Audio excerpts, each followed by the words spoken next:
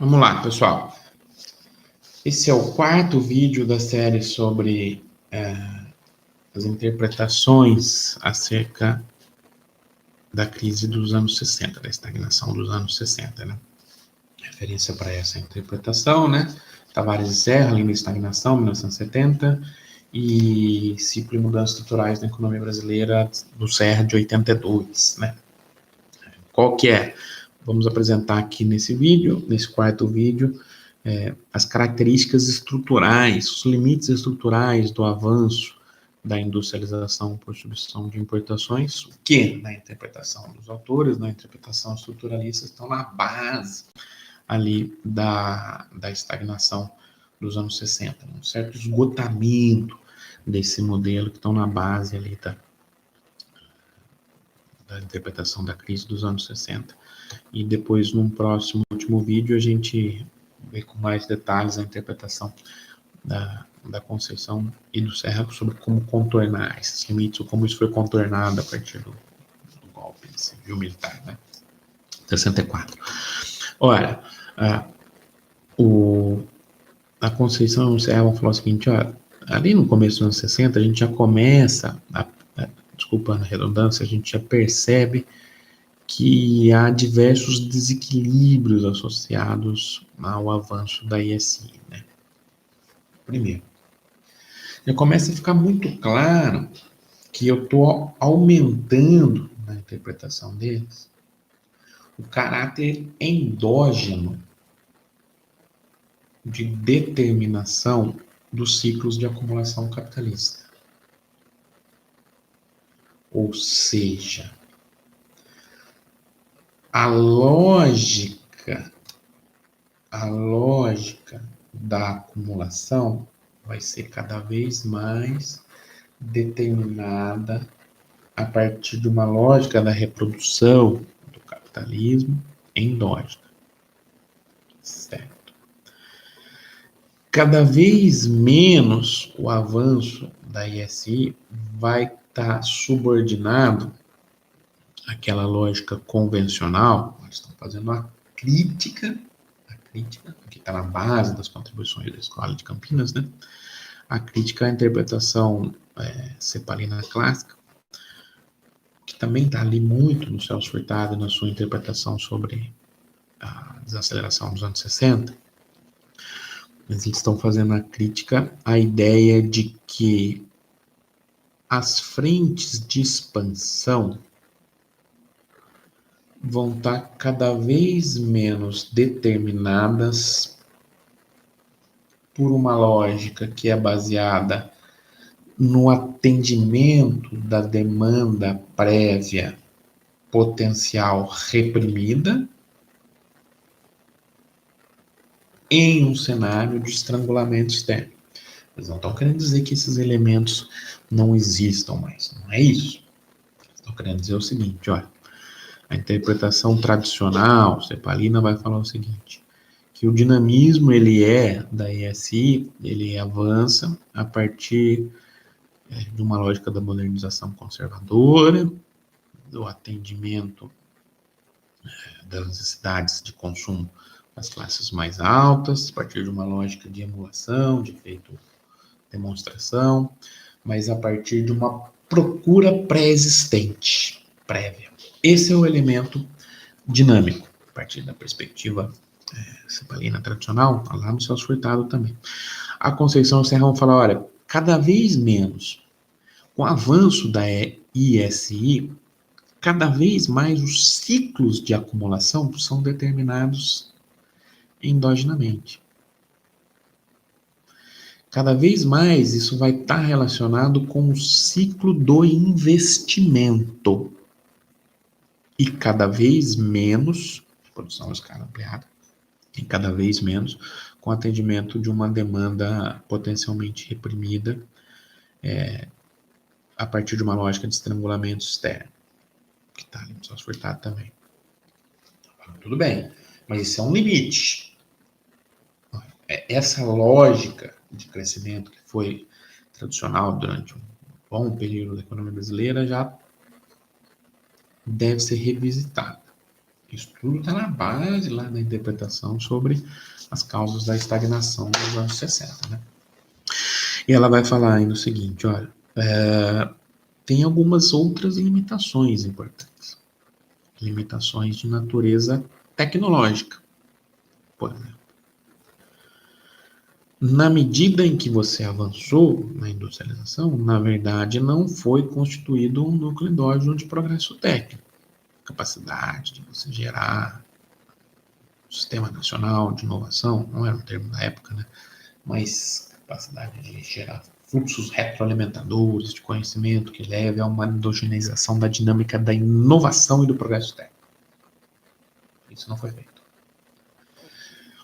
Esse foi um limite fundamental desse processo. Então ela fala, então cada vez mais você, como você está mais próximo, digamos assim, da fronteira tecnológica, as possibilidades de crescimento a partir de uma outra lógica, de uma lógica que era de incorporação do progresso técnico, todos os problemas que isso vai ter, lento, desigual, simétrico, hierárquico, mas essas possibilidades vão se reduzindo.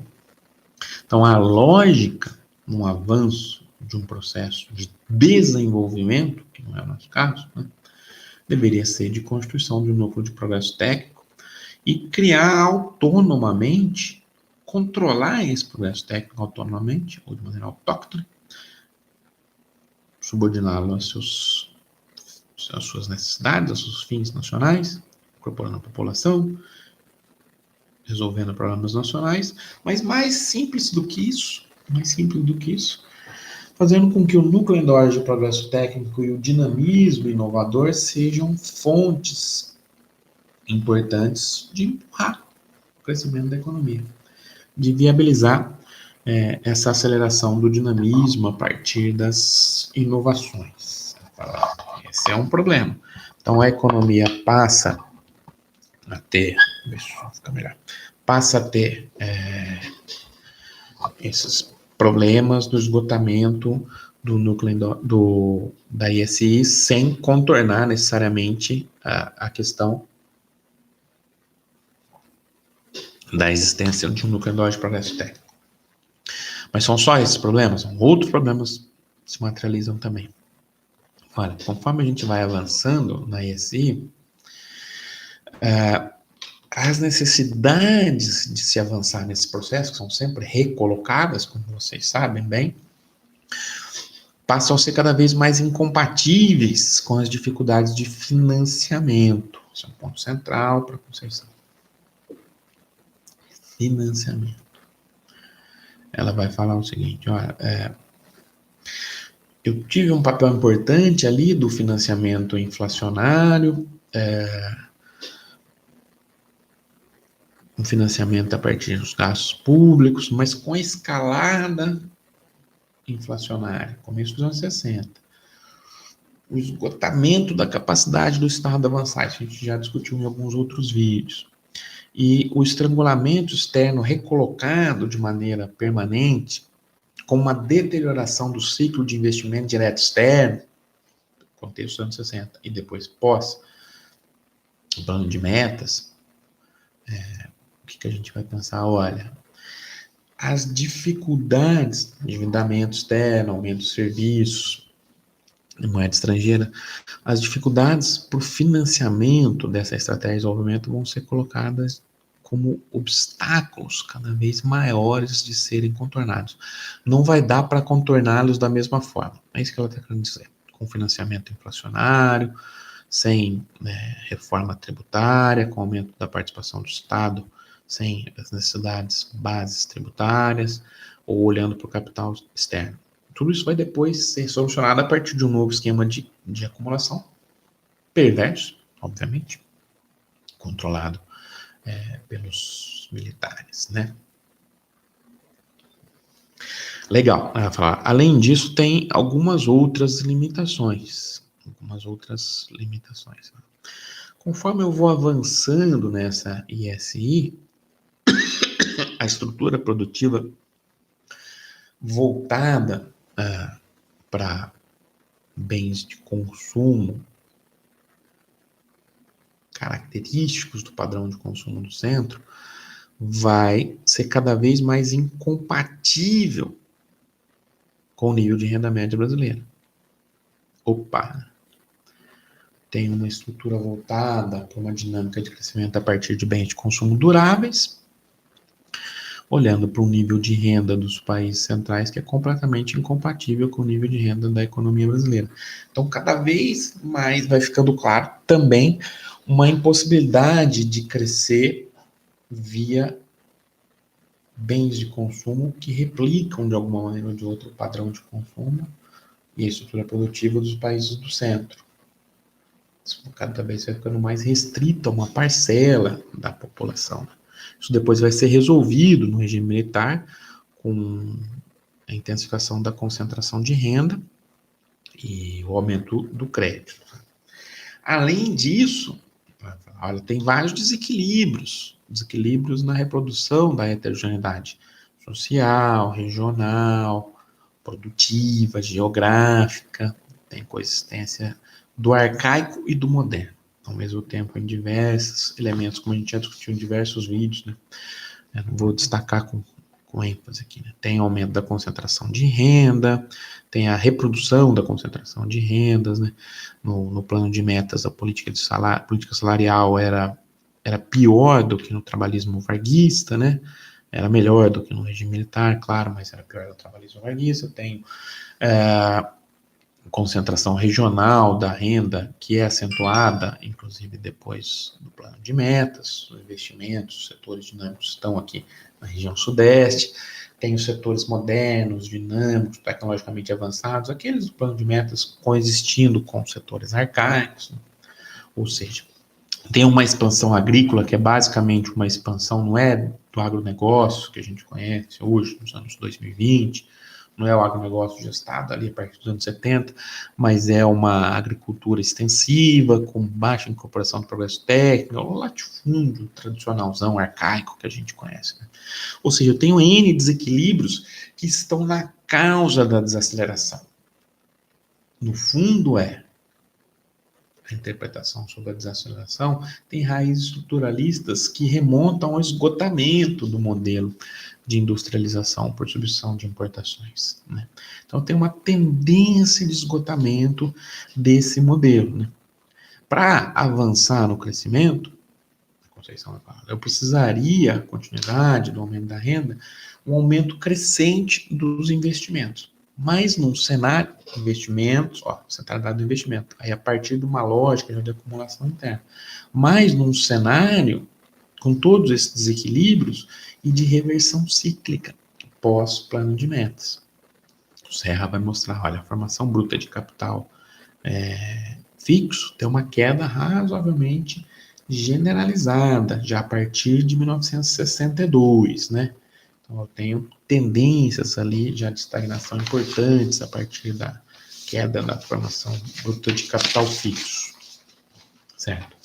E já começo a observar também, para a gente finalizar esse vídeo, que como resultado do boom de investimentos ali do plano de metas, começa a haver uma tendência generalizada de capacidade ociosa em diversos setores. Por quê? Porque eu precisava de uma escala mínima de eficiência gigantesca em diversos setores, como a gente já citou, dadas as características tecnológicas, e além disso, como os investimentos eram muito concentrados no tempo, eu tinha uma janela de oportunidade com uma integração entre eles, para beneficiar-se dos incentivos colocados ali no plano de metas, entrar no mercado brasileiro que depois seria protegido por parte das empresas multinacionais entrando, né? Tudo isso exige um superdimensionamento de alguma maneira ou de outra desses investimentos, né? Depois ele seria menos aberto, digamos assim. Então a gente precisa aproveitar aquela janela de oportunidade.